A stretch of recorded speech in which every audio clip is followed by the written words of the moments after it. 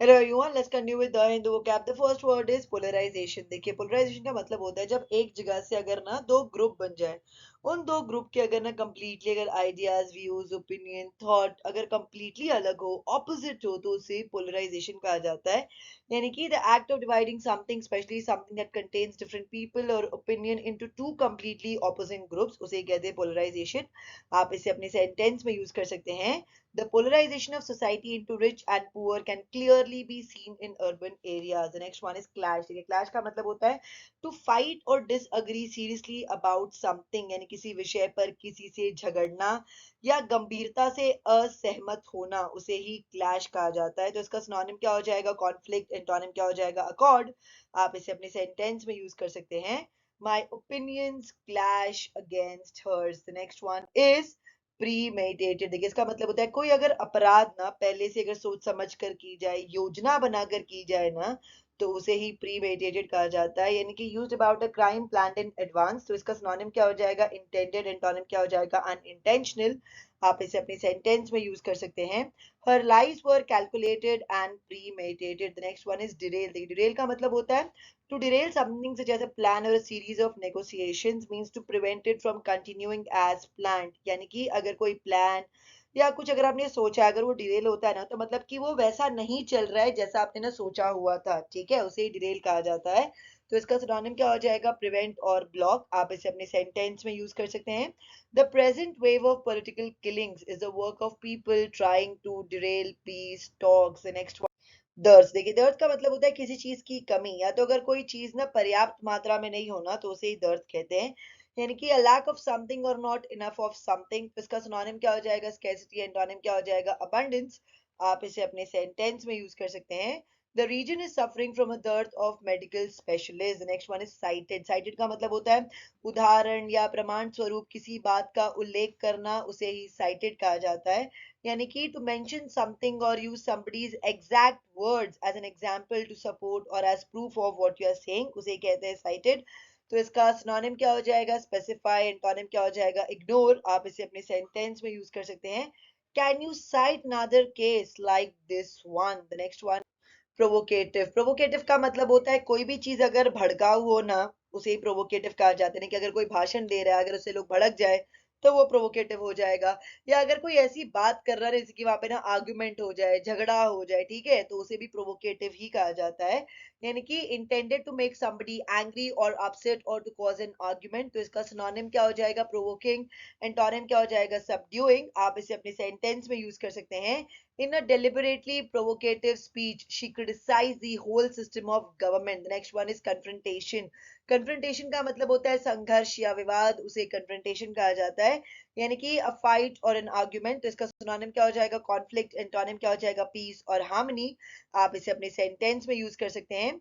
There was a violent confrontation between rival supporters after the match. The next one is escalate. Escalate का मतलब होता है to become stronger और more serious. यानी कि समझिए कि अगर कोई मैटर अगर एस्केलेट हो रहा है, मतलब कि बहुत ज्यादा ना बढ़ गया है, कोई चीज अगर एस्केलेट हो रही है, तो मतलब कि वो सीरियस और ना गंभीर होते जा रही है, उसे ही एस्केलेट कहा जाता है. यानी कि किसी स्थिति का अधिक तीव्र होना या करना या अधिक गंभीर बनना या बनाना, उसे ही एस्केलेट कहते हैं. तो इसका सिनोनिम क्या हो जाएगा? इंक्रीज. एंटोनिम क्या हो जाएगा? डिक्रीज.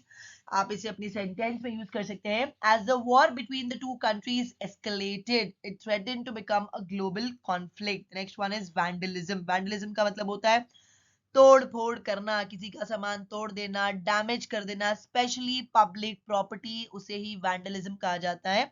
यानी कि vandalism is the deliberate damaging of things, specially public property. तो इसका सिनोनिम क्या हो जाएगा? डिस्ट्रक्शन. एंटोनिम क्या हो जाएगा? Protection.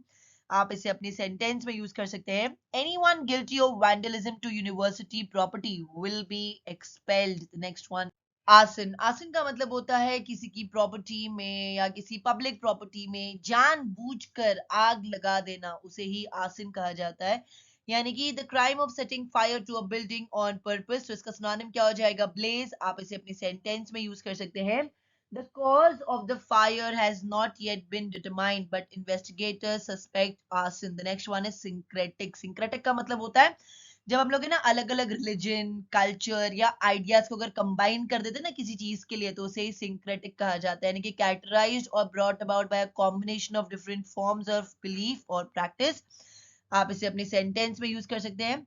These elements point to syncretic architectural practices. The next one is obeisance. Obeisance का मतलब होता है, obeisance is an act usually physical showing dutiful obedience, उसे ही obeisance कहा जाता है। देखिए, आपने बहुत बार देखा होगा जब लोग है ना मंदिर जाते हैं तो हम लोग पूरा का पूरा मत्था टेक लेते हैं ना भगवान के सामने, उसे ही obeisance कहते हैं, यानी कि ना सम्मान, आदर, आज्ञा का पालन करना, उसे ही obeisance कहते हैं। तो इसका सिनोनिम क्या हो जाएगा? रिस्पेक्ट। एंटोनिम क्या हो जाएगा? डिसरिस्पेक्ट। आप इसे अपने सेंटेंस में यूज कर सकते हैं। They made obeisance before the king and the queen. The next one is disrupt. Disrupt का मतलब होता है विघ्न पैदा करना, उसे disrupt कहा जाता है, यानी कि to prevent something, especially a system, process or event from continuing as usual or as expected. तो इसका सिनोनिम क्या हो जाएगा? डिसऑर्गेनाइज। एंटोनिम क्या हो जाएगा? ऑर्गेनाइज। आप इसे अपने सेंटेंस में यूज कर सकते हैं। Heavy snow disrupted travel into the city this morning. The next one is imposition. Imposition का मतलब होता है किसी चीज को किसी के ऊपर थोपना, उसे ही इम्पोजिशन कहा जाता है, यानी कि imposition means you force something, usually an unwanted burden on someone else. तो इसका सिनोनिम क्या हो जाएगा? लेवी। आप इसे अपनी सेंटेंस में यूज कर सकते हैं। The imposition of the tax on books caused a sharp rise in price. Next one is faction. Faction का मतलब होता है a small group of people within a larger one whose members have some different aims and beliefs to those of the larger group. समझिए कि एक group में से, बड़े ग्रुप में से अगर एक छोटा ग्रुप बन जाए, उस छोटे ग्रुप का सोचने का तरीका, बात करने का तरीका, ओपिनियन, व्यूज, सब कुछ अगर बड़े ग्रुप से अगर अलग हो, उसे ही फैक्शन कहते हैं, यानी कि ना गुड। तो इसका सिनोनिम क्या हो जाएगा? क्लैन। एंटोनिम क्या हो जाएगा? यूनिटी। आप इसे अपनी सेंटेंस में यूज कर सकते हैं। The committee soon split into factions. The next one is alliance. Alliance का मतलब होता है an agreement between groups, countries, etc. to work together and support each other. उसे ही alliance कहा जाता है, यानी कि एक ऐसा अग्रीमेंट जहाँ पे दो ग्रुप, दो कंट्रीज अगर साथ में मिलकर काम करते हैं या एक दूसरे को अगर सपोर्ट करते हैं, तो उसे ही हम अलायंस कहते हैं। तो इसका सिनोनिम क्या हो जाएगा? अकॉर्ड। एंटोनिम क्या हो जाएगा? डिस्कॉर्ड। आप इसे अपनी सेंटेंस में यूज कर सकते हैं।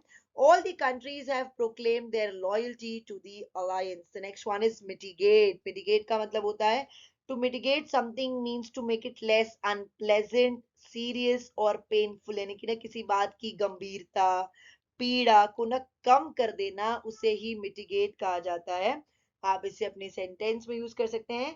The doctor gave me a prescription to mitigate the pain. The next one is impartial. Impartial का मतलब होता है निष्पक्ष, उसे इम्पार्शियल कहा जाता है, यानी कि नॉट सपोर्टिंग वन पर्सन और ग्रुप मोर देन अनदर, उसे हम कहते हैं इम्पार्शियल। तो इसका सिनोनिम क्या हो जाएगा? अनबायस्ड। एंटोनिम क्या हो जाएगा? बायस्ड। आप इसे अपनी सेंटेंस में यूज कर सकते हैं। A trial must be fair and impartial. That's it for today. अगर आपको वीडियो अच्छा लगा तो उसे लाइक करें, शेयर करें, कमेंट करें, साथ ही साथ मेरे चैनल को सब्सक्राइब करें। Thank you.